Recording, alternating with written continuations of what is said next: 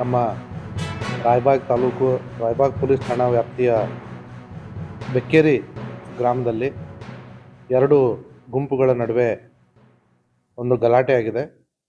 ಆ ವಿಚಾರದಲ್ಲಿ ನಮ್ಮ ರಾಯಬಾಗ್ ಪೊಲೀಸರು ಈಗಾಗಲೇ 2 ಪ್ರಕರಣ ದಾಖಲಿಸಿಕೊಂಡು ಎರಡೂ ಕಡೆಯಿಂದ ಒಂದೊಂದು ಪ್ರಕರಣ ದಾಖಲಾಗಿದೆ. ಎರಡು ಗುಂಪಿನ ಕಡೆಯಿಂದ ಒಂದು ಗುಂಪಿನವರು 18 ಜನರ ಮೇಲೆ 18 + 50 ಜನರ ಮೇಲೆ ಕಂಪ್ಲೇಂಟ್ ಕೊಟ್ಟಿದ್ದಾರೆ.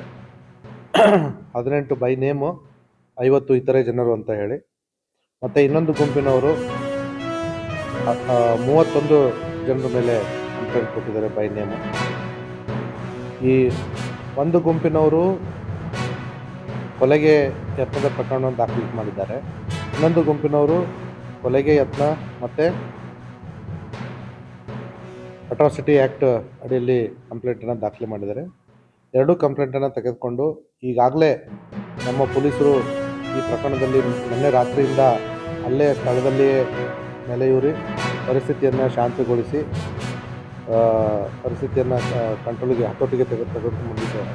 ಸೊ ಹಾಗಾಗಿ ಈ ಪ್ರಕರಣದಲ್ಲಿ ಎರಡೂ ಕಡೆಯಿಂದ ಇಬ್ಬರಿಬ್ಬರು ಆರೋಪಿಗಳನ್ನ ನಾವು ಆಲ್ರೆಡಿ ನಮ್ಮ ಕಸ್ಟಡಿ ತೆಗೆದುಕೊಂಡು ವಿಚಾರಣೆ ಮಾಡ್ತಾಯಿದ್ದೀವಿ. ಇನ್ನೂ ಇಬ್ಬರನ್ನ ಈಗ ತಗೊಂಡಿದ್ದಾರೆ.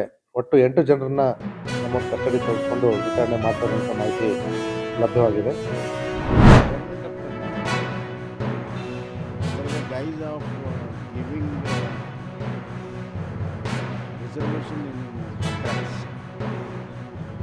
to backward classes has given 4% reservation under 2D where you see where it is 100% for the religious